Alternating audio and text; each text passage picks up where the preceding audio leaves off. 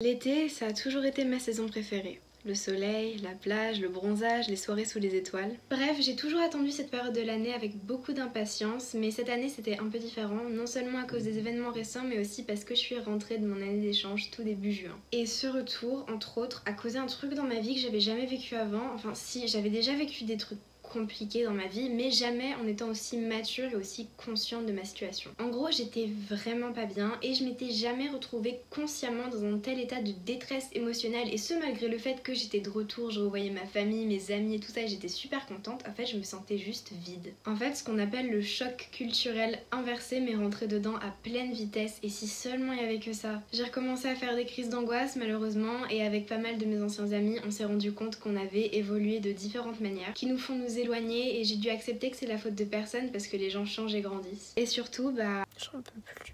J'ai eu le cœur brisé et pas dans les bonnes circonstances. Et ma première réaction face au bordel qu'était ma vie, ça a été le déni. De toute façon, c'est toujours le déni quand on sait pas comment gérer un truc. Les 2 premières semaines, j'ai fait semblant de vivre ma meilleure vie. J'ai vu mes potes, ma famille, et j'ai fait semblant d'aller bien, alors qu'à l'intérieur, j'avais juste envie de crier à l'aide et de dormir jusqu'à plus avoir mal. Et j'avais tellement pas envie d'admettre, et encore moins de vivre toutes ces émotions négatives, que j'ai même fait une vidéo sur comment aborder l'été de la meilleure manière possible, avec même une to-do list que j'ai d'ailleurs terminée. Elle est toujours disponible et je pense tout ce que j'ai dit dedans, mais en fait je pense que ça crève l'écran quand je la re-regarde, que je donne des conseils que moi-même je n'arrive pas à appliquer. Et du coup j'ai commencé à filmer tout ce que j'ai fait pendant mon été, et je savais pas trop ce que j'allais en faire, mais en re-regardant du coup les rushs et toutes ces vidéos, je me suis rendu compte que je pouvais m'auto-observer pour voir comment j'ai réagi à tout ça, et aussi pour voir comment j'ai commencé à aller mieux. Parce que oui, j'ai commencé à aller mieux. J'ai pas dit que j'allais bien, pour ça je pense que j'ai encore beaucoup de chemin à faire, et je suis pas encore experte en développement personnel ou en psychologie, peut-être qu'un jour je le serai, on sait pas. Mais je fais cette vidéo parce que si mon parcours peut inspirer ou aider ne serait-ce qu'une seule personne à faire le premier pas vers le bonheur ou en dehors du malheur, alors j'aurais réussi à donner un sens à ce que j'ai vécu autre que ma propre évolution. Cette vidéo, c'est une sorte d'étude de mon comportement lorsque je vis des moments difficiles, et aussi de la motivation parce que sinon ce serait pas ma chaîne.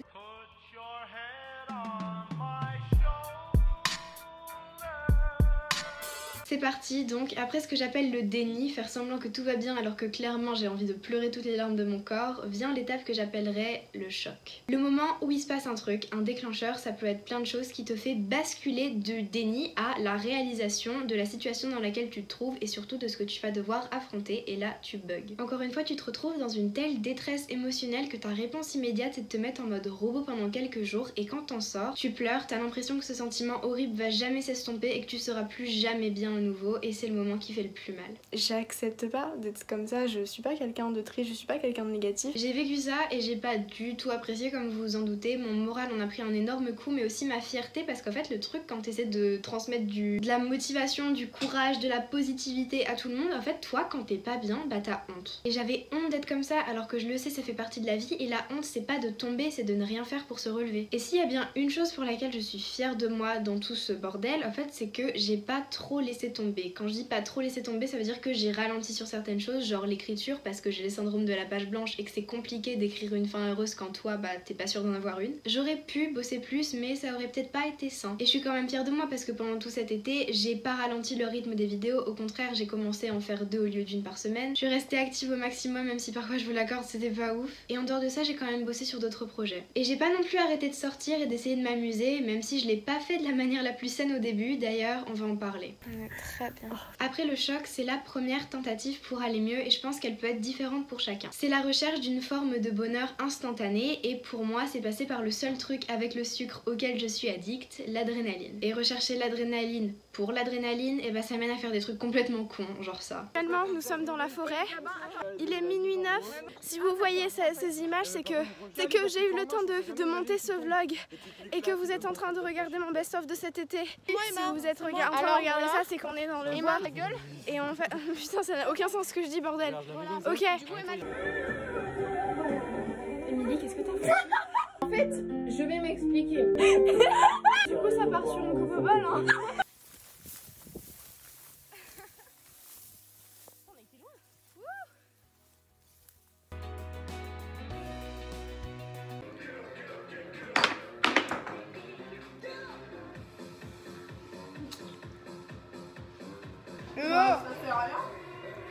En fait, je kiffe le citron. On est l'élite des étudiants d'échange.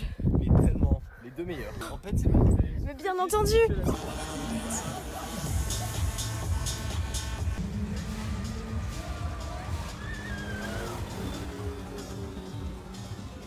En fait, j'étais arrivée à un stade de je m'en bats les couilles, je fais des trucs uniquement pour ressentir une forme de joie temporaire et je suis parfaitement au courant que c'est temporaire, mais ça paraît trop compliqué de se reconstruire sur le long terme, donc je le fais quand même. Sauf qu'il arrive un moment où, bien entendu, ça marche plus, où on se retrouve seul avec soi-même et où on réalise que il va falloir se bouger pour s'en sortir quoi. Et même si c'est notre décision, que c'est à nous de le faire et qu'on est les seuls à pouvoir changer notre vie, il y a aucune honte et je trouve ça même super courageux d'admettre que parfois on a besoin d'aide. Et c'est ce que j'ai fait et c'était vraiment pas facile pour moi qui aime aider mes proches et être leur rayon de soleil d'admettre que cette fois c'était moi qui avais besoin d'aide. J'en ai parlé à mes parents, à certains de mes amis et je suis retournée voir un psy.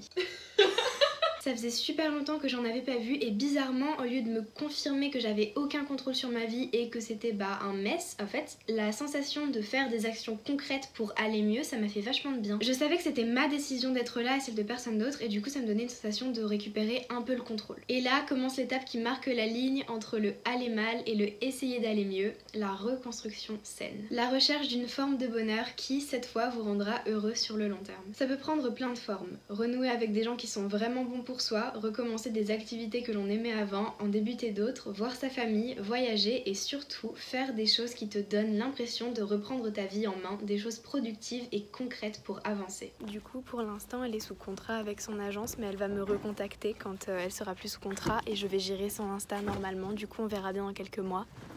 Je me suis inscrite au code et j'ai commencé à apprendre à conduire, qui l'eût cru. Je me suis inscrite au CNED, j'ai appris des techniques de montage, j'ai eu des conversations que j'avais besoin d'avoir pour avancer. Et cette étape-là m'a fait beaucoup de bien parce que même si j'étais pas tout à fait bien et que je vivais encore beaucoup de moments super compliqués, mais parfois je me sentais vraiment mieux et ça peut paraître con mais le fait de ressentir ça et de savoir que c'est possible, ça donne vachement espoir pour la suite. Mon objectif n'était plus d'éradiquer les mauvais moments, j'ai essayé c'est pas possible, mais de vivre le plus de bons moments possible pour que peu à peu le nombre de jours où je suis bien surpasse ceux où je suis pas bien et pour qu'au final ça aille vraiment mieux. Et j'y suis pas encore, je dirais que je suis en phase d'acceptation et que j'ai encore un peu de chemin à faire avec moi-même pour rentrer dans la phase finale que j'appellerais la guérison. Je fais toujours des crises d'angoisse, des paniques attaques et parfois je me couche ou je me réveille en étant triste, mais j'ai appris à l'accepter, à ne pas m'en vouloir et à chercher à aller mieux en restant bienveillante avec moi-même. J'ai aussi appris que la relation que j'ai avec moi-même est la plus importante et que je devrais plus jamais laisser mon bonheur dépendre de quelqu'un d'autre. J'ai envie d'apprendre à être bien avec moi-même au point que mes relations aux autres ne soient pas indispensables et uniquement saines. Et même si c'est toujours dur, si jamais on ne s'avoue jamais qu'on ne va pas bien,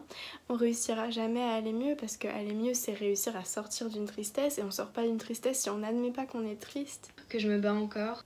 J'espère que quand je ferai ce montage ça ira mieux. Un jour j'irai mieux, un jour on ira tous mieux et on sera fiers de ce qu'on a surmonté. J'ai encore tellement de chemin à parcourir, de belles choses à vivre et à accomplir. Et aujourd'hui, au moment où je dis ces mots, même si ça peut changer d'une heure à l'autre, même si c'était pas forcément vrai ce matin et que ce sera peut-être plus vrai ce soir, là maintenant je vais bien, mais surtout j'irai mieux. Coucou, ici la voix off, merci beaucoup d'avoir regardé la vidéo jusqu'ici, j'espère qu'elle t'a plu. C'est très différent et beaucoup plus personnel que ce que je fais d'habitude, donc n'hésite pas à me donner ton avis en commentaire. Suis-moi sur Insta pour être au courant de tout ce que je fais et n'hésite pas à t'abonner si c'est pas déjà fait. Dimanche, je vais sortir un vrai best-of cette fois, un peu de façon diaporama plus marrant, je pense que cette vidéo pour mon été, donc activez la cloche pour le voir. Et voilà, sur ce, je vous laisse. Bonne journée, bonne soirée ou bonne nuit, je sais pas quand est-ce que vous regardez cette vidéo, mais pour moi ça va être bonne nuit. À la prochaine!